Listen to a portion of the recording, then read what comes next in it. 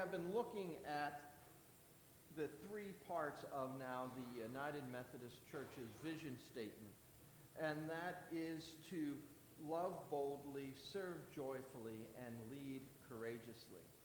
And so this week we're going to be looking at leading courageously. So as I was going through and looking through a lot of different definitions of what actually is leadership, how can we put that into a definition? And what I found is this would be the best way that I would put it, and that is leadership is using influence to help people move forward together toward a shared experience. That this leadership then is one in which we need to understand for what influence means.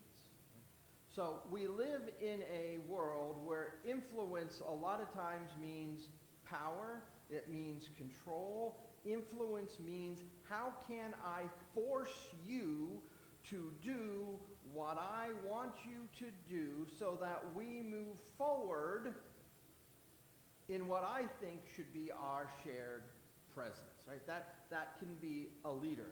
You probably worked for a leader like that. They tell you what to do, how to do it, how to think it, micromanage sometimes, and that is a form of leadership, but that is not necessarily a healthy form of leadership, and that's definitely not the type of leadership that Jesus espoused. Last week, we talked a little bit about it in terms of service, where Jesus said to his disciples, look, the rest of the world sees leadership as something that you lord over everybody else, but that's not how it's going to be with you. Rather, I came to serve, not to be served. And so it will be with you. That part of our leadership then is one of service, not of making others serve us. So then we have to look at what happens now and how do we lead. So before we can actually lead others, we first must allow ourselves to be led by God. So if we are to model Christ, then we must see that we will only lead where we are led. Some of you may know the 23rd Psalm. And so in it, it shows us how God leads us. Right? The Lord is my shepherd. I will not, this is a different version than you might know. So if you're going back to the one you know in your head, you're going to go, wait, this isn't the same words. That is correct. It's, the Lord is my shepherd, I lack nothing. He lets me rest in green meadows. He leads me to restful waters. He keeps me alive. He guides me in proper paths for the sake of his good name. The Lord is the one who leads us so that we do not need things. He allows us to rest, and he allows us to go where we need to go, that ultimately he leads us by restful waters. The leadership then that Christ has offered to us, that then we are to do, is one then that is not based in a confidence of ourselves, but rather it is a trust in God who actually leads our lives. That God leads us to places where we need to be, even when it seems like we don't know where we're going. Even when things seem chaotic, God moves us to the place where we need to be and we need to be led. And so in this model of leadership, we all now lead, because we all have influence on others, how we just live out our lives. But now we realize that how we are to lead is how we are led. We go and we serve because we have been served. And so as we lead, we see that we lead courageously when our influence reflects the life and example of Christ. How we live, how we follow Christ is what becomes ultimately important. How we follow Jesus shapes our lives. How we decide and how we influence others then becomes this influence. We heard that in Joshua this morning, where he ended up saying that I've commanded you to be brave and strong, haven't I? Don't be alarmed or terrified, because the Lord your God is with you wherever you go. See, our influence reflects this model of Christ because the Lord is with us where we go. It allows us now to use our influence and reflect God's life, to reflect Christ's life in a way that we know God is with us, so we no longer have to fear what we are going to be doing. Because many times it is fear that holds us back from leading courageously, from doing those things we know are right in the face of everything else that just holds us back. Rather, we know that God is with us and we don't need to be terrified. But let's be honest, sometimes doing the right thing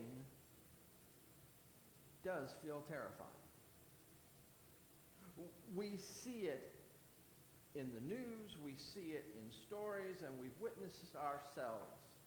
When there is something that is going on and we know it is not right, and there are tons of bystanders that are around, and everybody just sort of stands around and watches it happen.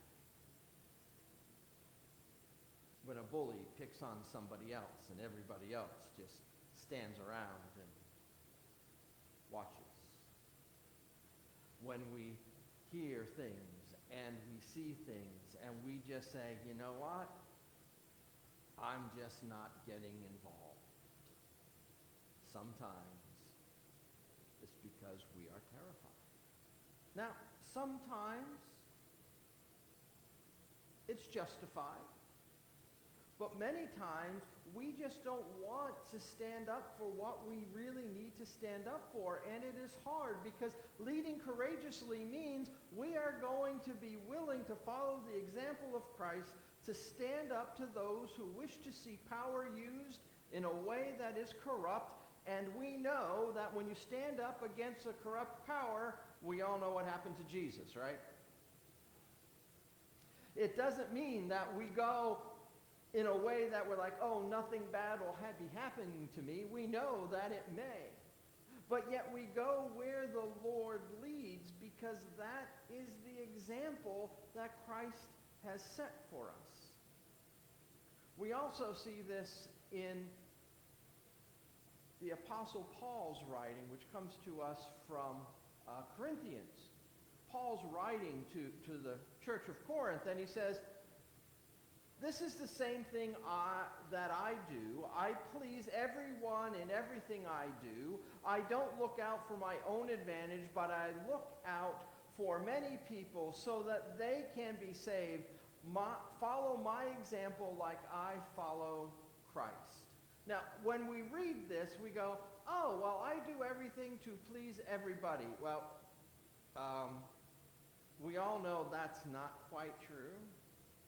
What Paul's actually saying in this is, I do what I can so that I do please everyone I can, and I don't try to use other people to my advantage. I'm trying to find a way that I can help others, not how they can help me. Wait, that sounds a lot like Jesus said, right? And so he's saying to the people of Corinth, look, if you don't know what it means, then follow me. We go not looking for our own advantage. Rather, we look for the good and the care of everyone else. Now, that is where we cannot please everybody. And we need to know that this is where courageous leadership really comes in. It takes a lot of courage to step up and say, look, I'm willing to choose being faithful over my own comfort and approval. I'm willing to be faithful to the gospel of Jesus Christ, whether or not it makes me comfortable or whether or not people approve of me. Now, to do this, we need to take a few things and just look into what the gospel of Jesus Christ is. First of all, the gospel of Jesus Christ is personal so that it is not. The gospel of Jesus Christ is what you do. You love the Lord your God with all your heart, all your mind, all your soul, all your strength, right? You do that first. Well, guess what? That's very personal, right? That's all about you. And we do need to love God ourselves because we do need to experience that love of God, because that is now where the second part comes, and you will love your neighbor as you love yourself. So now it doesn't become about you at all. It becomes about everyone else. And so I'm willing to choose that faithfulness, that good news that God loves everyone. And then through that love, they serve everyone else. And we see what this leadership really can be like, as we saw in the verses from Proverbs that were read this morning. Speak out on behalf of the voiceless and the rights of all who are vulnerable. Speak out in order to judge with righteousness and to defend the needy and the poor. This is courageous leadership as far as God is concerned. This is not easy. It is not easy to be able to stand up and do what we need to do. It is not easy to speak out on behalf of the voiceless. It is not easy to speak out on the right of the vulnerable. It is not easy to see that when people are being taken advantage of, that we stand up and we say, no, that is not right. It is not easy to say, you know what, the rich are siphoning off a whole lot of our wealth and they're leaving people in destitute poverty. It is not easy to say that. It is not easy to stand up and say, you know what, we allow poor people to be poor because we just don't want to spend the money to help them. It's not easy to say that. It's not easy to say, look, the systems we have are broken. And if they cannot do what we need them to do, we need to change them. It's not easy to say there are people who are being used and abused, and I need to speak for them. It's hard to speak for the voiceless, because there's a reason why they're voiceless. The reason is the people who are in control don't want those voices to be heard. That's why they're voiceless. It is not easy to stand up and take that leadership. And that leadership isn't by just opening our mouths. It's by actually doing and how we live. Because how we live shows out a whole lot more about how we lead. That it is about acting in love and integrity with all people so that we end up leading courageously. If you take the time and read through the Old Testament, you will find that there are things that are there that have gone on for eons.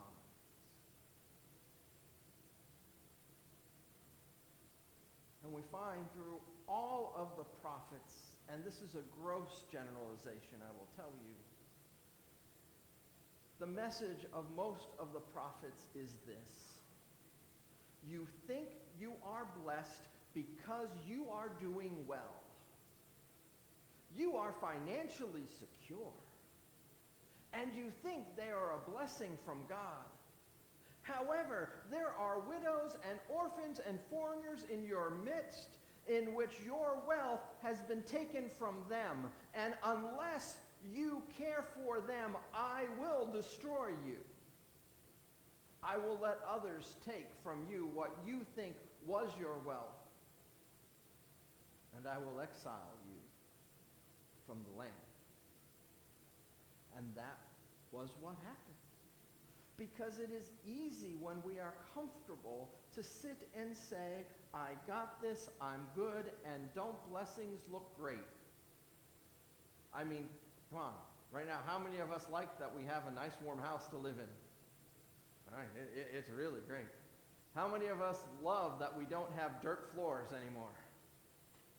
How about indoor plumbing? Woohoo! I mean, that is a blessing. And the difficulty is that we can very easily see that as, oh, the Lord has blessed us. But then it's a very easy line to cross to go. And so those who don't have it must not be being blessed by. And that's where the prophets kept saying, stop. Because you have, your responsibility is to take care of. How we do that, there are a myriad of different ways. And I'm not here to even try to convince you of one way or another, for there are so many that are much wiser than me who cannot agree. That anything I would dare to suggest would just be folly. But rather what I want each of us to focus on is how can we courageously live out the gospel of Jesus Christ in a way that serves and cares for everyone as the Lord leads you. Because remember, we are choosing faithfulness. And we each in our own way need to decide and come to what we believe faithfulness is. And then that is what we must follow. We must not fall into the trap and believe that the faithfulness I must follow is the faithfulness that somebody else must follow, because then you may be asking someone not to be faithful. It's hard. It's hard to allow someone else to have their own relationship with God when it's not yours. But just think about it. If you've had brothers or sisters, have any of you had the same relationship with all your other relatives? No. And to lead courageously means that we're willing to live into the faithfulness that we have and also allow others to live into the faithfulness that they have. So I want to leave you with these few questions to just look at. Where in your life do you know what faithfulness looks like for yourself, but hesitate to act because it is risky or uncomfortable? Where is it in your life? The Lord will let you know where it is. I'll tell you, for that question, many times when I come up here on a Sunday, I'm like, I'm not so sure I want to do this. Because I know what I could be saying could be divisive. But we need to find that place where we don't hesitate, and we do in a way that maybe feels risky and uncomfortable, but is faithful to what God is calling us to do. And if we are using our influence properly, we are not forcing somebody else to do what we want to be done. We are just acting out of our own faithfulness to serve how we need to serve. Another one, what or who is influenced by your choices, silence, or example, more than you might realize? Think about your circle that surrounds you. I mean, who or what situations can actually be influenced just by what you say, what you don't say, what you choose to do, what you choose not to do, about the example that you set and you lead. I would also ask you, as I was thinking about this, that you may want to also ask yourself another question. Who or what influences you by their choices, silence, or example more than you might realize? Many times there are influences that come upon us that we may not realize that we are being influenced, and it is moving us in directions that are away from our faithfulness, and we don't even realize it. So we need to see both sides. Where is our influence, and where are we influenced? For when you know where it is, you might be able to do it more intentionally. And lastly, where is one place where God may be inviting you to lead with courage instead of stepping back to avoid discomfort? Now remember, when we're talking about leadership, we're talking about the influence that you have by what you say, by what you do. That your example becomes your influence. That your example becomes your leadership. And so you can lead others where you may not even realize you are doing it. So where is it right now that God is putting into your own heart one place, that God's inviting you one place, that you can lead with courage where right now you are just going, I'm not so sure. So this week, I challenge you to identify one place in your life where God is calling you to act with courage, trust God's presence, and take one intentional step this week. I'm going to be saying the prayer that is on the screen. And if this prayer resonates with you, I just ask that you join with me, or in your own hearts and minds, or feel free to pray whatever else the Lord puts upon your heart. God of grace, you lead me even when I am unsure of the way.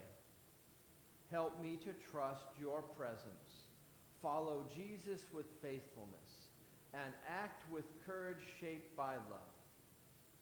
Guide my steps today, and use my life to reflect your goodness.